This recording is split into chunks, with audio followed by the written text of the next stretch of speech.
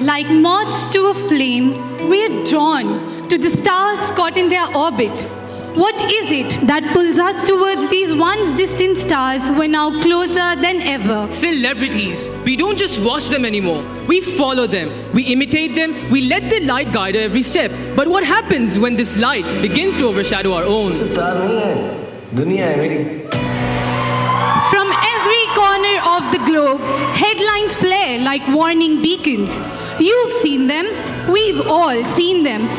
Moments of obsession gone too far. But have we really stopped to question why? Why do these names, these faces, have such a hold on us? Every headline is part of a larger, darker narrative. These aren't just isolated sparks. They're wildfires.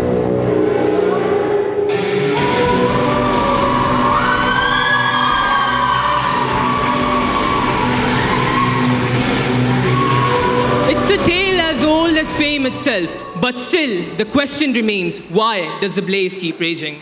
These flames can be traced back to the phenomena of celebrity worship, an intense, obsessive fascination with a famous individual, an often overlooked yet notable concern within the fields of mental health and behavioral studies. In the modern era, more and more people are being drawn into the celebrity world, and it's not hard to see why.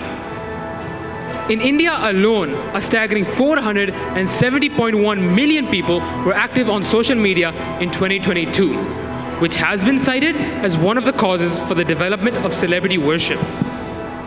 This development isn't so straightforward though. It starts innocently enough. The entertainment social stage. The thought of even liking a celebrity, let alone following one, was far-fetched to you. But a day comes by when you come across something, a new movie, a viral video, or a match-winning performance that now grabs your attention. It becomes a passing fascination, a harmless indulgence, just another story that you end up sharing with your friends. As days go by, your interest grows, and so does your investment. The intense personal stage. As you transition to the next stage, the connection deepens. They've now become a part of your life. Their success elicits joy, and their failures, sadness on your part. Their honor is now of your utmost concern, and so is the time you spend in absorbing their every detail. This is where it turns dangerous, when rational thinking turns into blind devotion. The borderline pathological stage. Excessive time spent now comes at the expense of things that once mattered to you, from your relationships to your work life. The celebrity is now an escape for you, a source of solace in your grief, the one right person in a world of wrong. The warning signs are all there. The despair you feel when your sports icon underperforms, the anguish when your favorite politician loses to a rival, or the anger you feel towards anyone who dares criticize your idol. Though these stages are well researched in other countries, the relationship it has with mental well-being in a celebrity-engrossed country like India isn't. A country where kabaddi, football, cricket have a base of 208 million, 305 million and 612 million respectively. A country whose theatrical audience is nothing short of astounding, with 122 million people attending cinema at least once in 2022. These numbers are a testimony to this widespread adoration. The stakes are high, yet our understanding of celebrity worship's impact is little. What propels a young boy into spending endless, frantic hours trying to keep up with the buzz around his favorite celebrity? When a girl looks into the mirror and only sees her flaws because she doesn't fit the mold of perfection her idol projects. When a boy skips his meals desperate to carve out the perfect action hero physique. These questions is where the abominable side of celebrity worship begins to reveal itself. Within the aim of our study, we sought to assess the impact of celebrity worship on the 13 to 21-year-olds in Hyderabad. We calculated a sample size of 707 using Cochrane's formula. To capture a comprehensive view, we applied a mixed-mode data collection approach through which we approved 882 responses via both online and offline tools. To assess the levels of celebrity worship and to study its correlation with the development of symptoms of anxiety and depression was our first objective, for which we used two standardized questionnaires, the CAS and DAS. The prevalence of severe levels of celebrity worship came to a staggering 11.2%. A significant correlation was found between levels of celebrity worship and the variables of the DAS scale.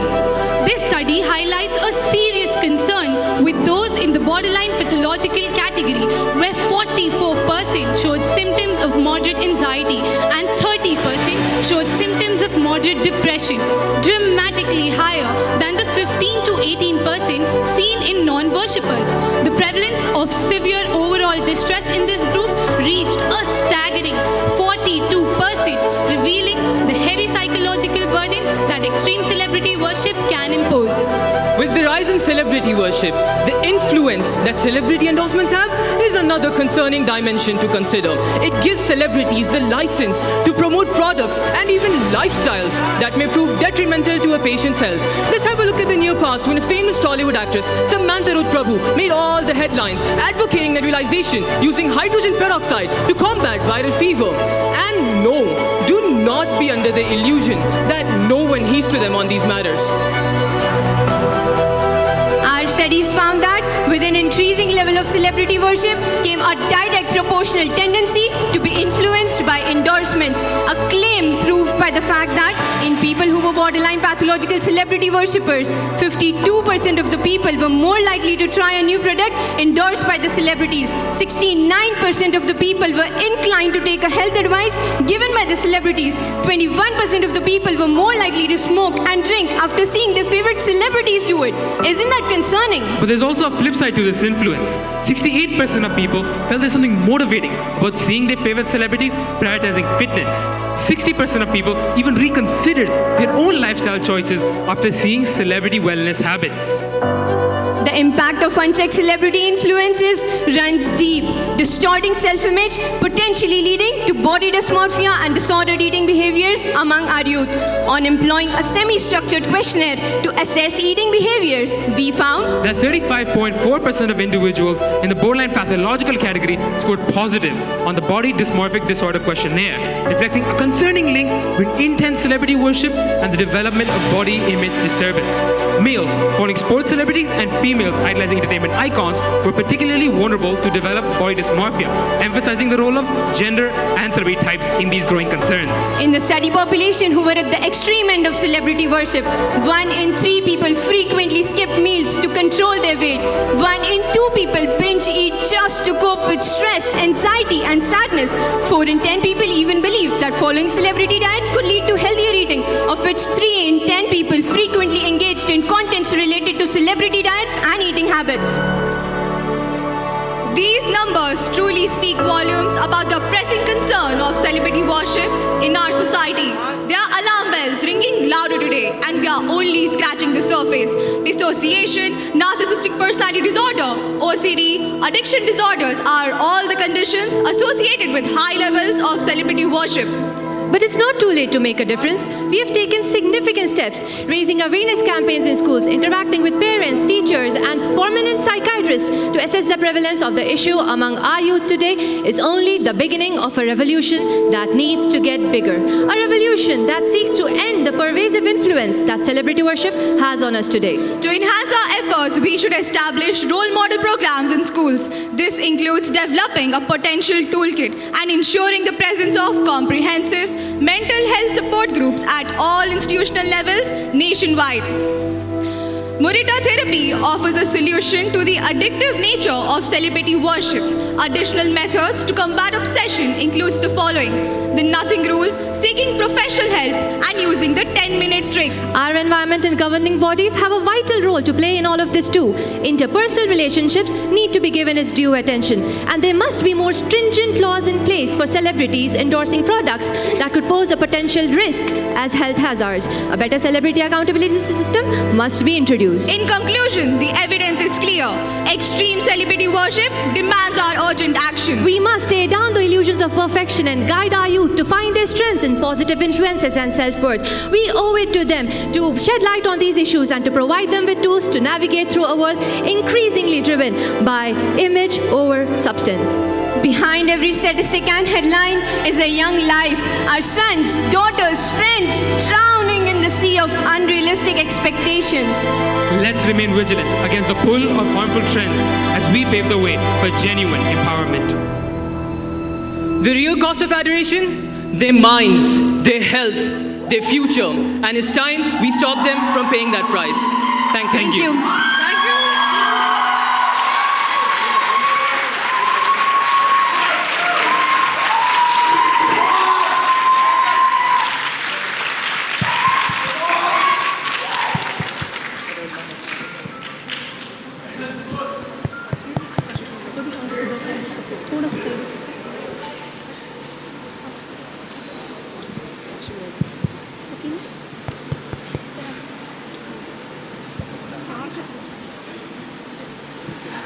A good presentation. I think some of you are celebrities today because there's a lot of screaming coming up from there behind.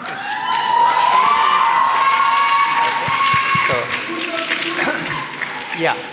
So I felt that the study was good, okay, but it looked more like an MD thesis rather than a medical students doing a screening questionnaire sort of a thing. Too many areas or too many sidelines happened. Okay, one is that you are trying to screen for anxiety, depression. On the other side, you are trying to look at body dysmorphophobia. On the other side, you are trying to look at binge eating. Okay, too much over-inclusiveness is what I felt. Okay, you could have actually simplified the study and then looked at one or two aspects which would have highlighted things much better, and you would have gone in deeper. And most of them are screening questionnaires, and you pulled out some of the screening questionnaires from some of them to make up the binge eating pattern. Okay, so it's not like I felt it was more over-inclusive and too much of inputs from somebody who is doing a thesis. Okay, is what I felt. Otherwise, it was a very, very well done study. And I wanted to understand, all this data which you collected, was an online or it's an offline paper pen sort of a thing? So sir, we used two methods for collecting our data. In the age group 13 to 18, we used the offline mode for collecting data, and for the age 19 to 21, we used online tools to collect the data. Okay. Because most of the questions for age group of 13 to 18 needs guidance to fill. Okay, it's not something people understand the moment you put the question.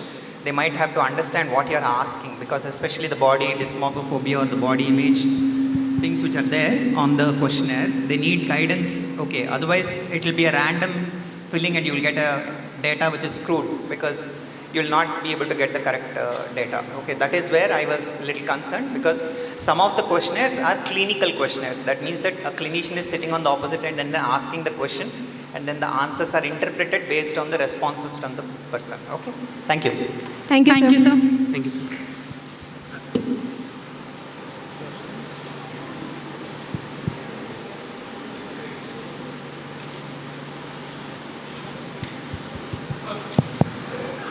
So I think all of you did a good job. Thank you, sir. Your study was good and presentation was nice.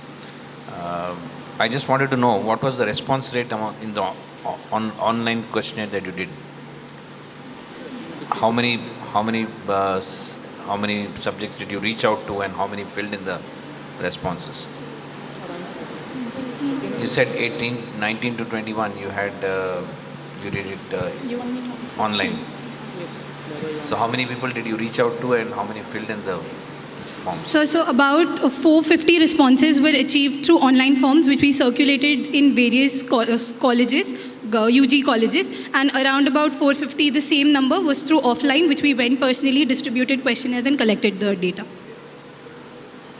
You don't have an estimate of how many you would have reached out to for getting those 450 responses?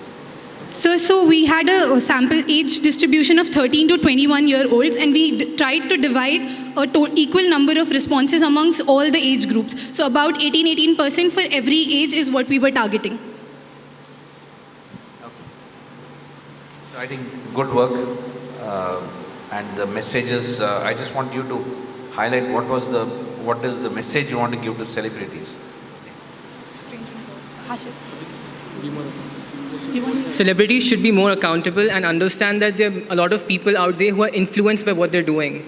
That is one message that we'd like to give to the celebrities. Another message we'd like to give to the celebrities is the fact that whatever they're doing out there, whatever things they're up, people look up to them. People look up to celebrities. So when celebrities do anything in the public arena, they should be sure that whatever they're doing is proper and in compliance with the normal standards out there. That is the only message we want to give.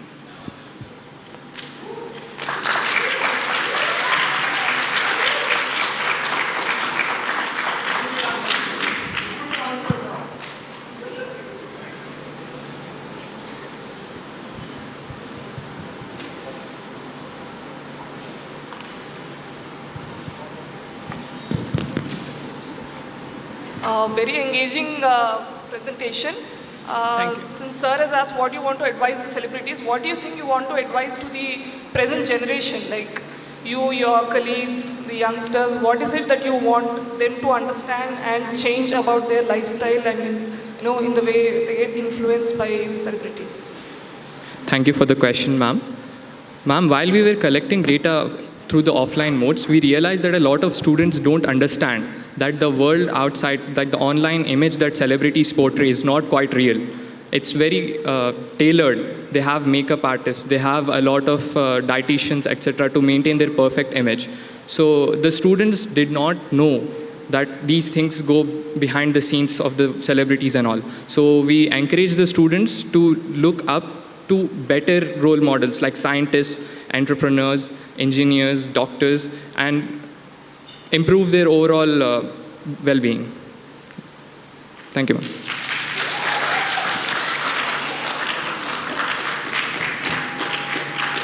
Good presentation, congratulations. Thank you, sir. Your audio-visual presentation also very good. Delivery of lecture also very good. You selected topic also very novel, and it's a trending social problem. Let's say, okay. Thank you, sir. My Thank you, concern sir. with the objectives. What is your primary objective?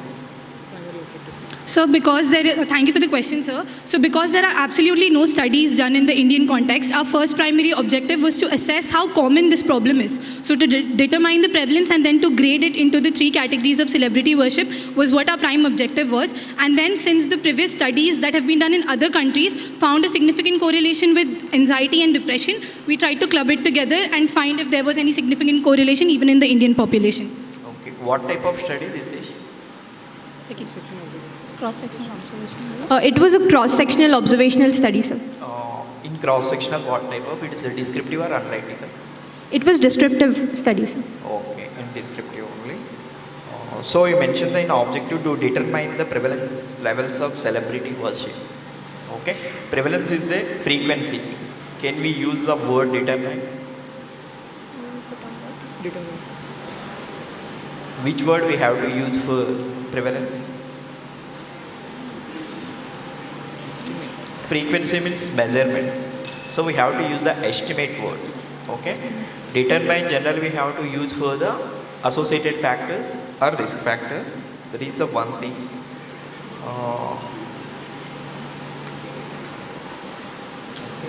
Have you calculated the sample size? Thank you for the question, sir. We used Cochrane's formula to calculate a sample size of 707. But the sample size that we got was around 992 responses, in which we did the... Okay, I got it. You used the formula is the 4PQ by L square. Prevalence, what prevalence you taken for sample size calculation? For calculating prevalence, we used the prevalence to be 0.8, 0.8. Is there any similar studies are there? Okay. It was done in previously in Hungary. Is there any similar studies on celebrity worship? Yes, sir. Then you have to take previous prevalence of the celebrity worship. Okay. Can we call it as a social problem? Social worship? Yes, sir. It's a psychosocial Okay. problem. What is your recommendation? What is your recommendation? Steps of action. So the first thing that we're supposed to do is to have a better celebrity accountability system. The second thing is to whoever has celebrity worship, they should recognize that it's a serious issue and concern, and they should consult psychiatrists in such a case. Another thing that we can do as students is to spread this influence among ourselves, or spread this word around that celebrity worship is not something that is to be proud of. There is an identity of our own, an identity which we can develop from ourselves, and that celebrity worship is not the end of the world. So, and to add on to that, the first step towards solving a problem will be identifying a problem. And since this was never done before, our study, we wanted to highlight the problem, bring it out so that it can be discussed more openly. Okay. Which dimensions of health is affected in your study, in study subjects? So according to the WHO definition of health, health is a state of physical, mental, and social well-being. And our study highlights that this is a mental and a social problem among the youth. Very good. Thank you. Thank you, sir. Thank you, sir.